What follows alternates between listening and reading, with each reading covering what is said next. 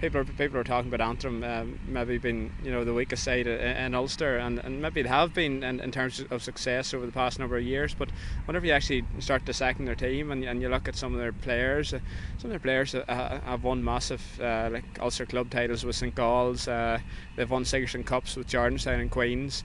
And there's really some fantastic guys around that squad at the minute. And you know what, the most important thing they have is probably that team spirit, because in the past they had maybe dual players and players transferring across from the hurling and into football, and they've had their problems over the past couple of years with some of their the likes of McGordy's leaving the football setup and going to hurling. And that sort of team spirit and that sort of bond that comes automatically with that is certainly very dangerous to play against, and I think that's probably their biggest strength at the minute. Stephen and Joe picked up injuries, but I don't think they're that serious.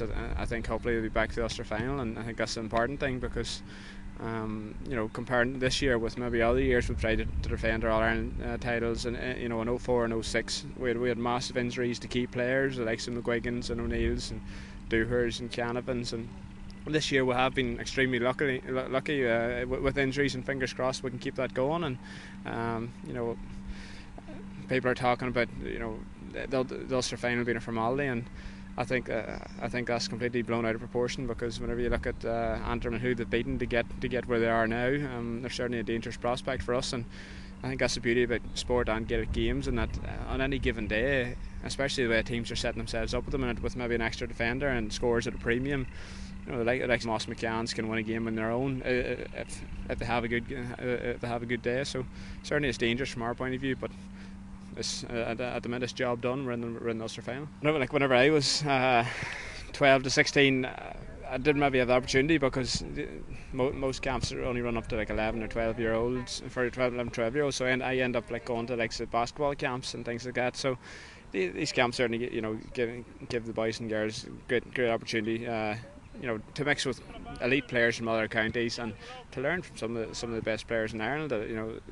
Like Dermot McCardle that's run it is fantastic, both player and coach. And I suppose whenever you're chatting to them, you just like to share some experiences maybe I've had along the way, especially whenever I was around 16 or 17, and maybe I was making the choice on whether I wanted to go on and play Gaelic games at a high level, or go on and play basketball or soccer or rugby. And I think that's probably the most important thing, because they're watching maybe the rugby and the soccer teams internationally. Ireland are doing really well, and they sort of have to make that choice. And for us to maybe help them make a choice, it can only be good for Gaelic games. I suppose Michael Jordan was always the obvious one. I used to actually support the Seattle Supersonics, and used to support Sean Kemp. This guy Sean Cavanagh used to play for them. So yeah, I was a big basketball fan.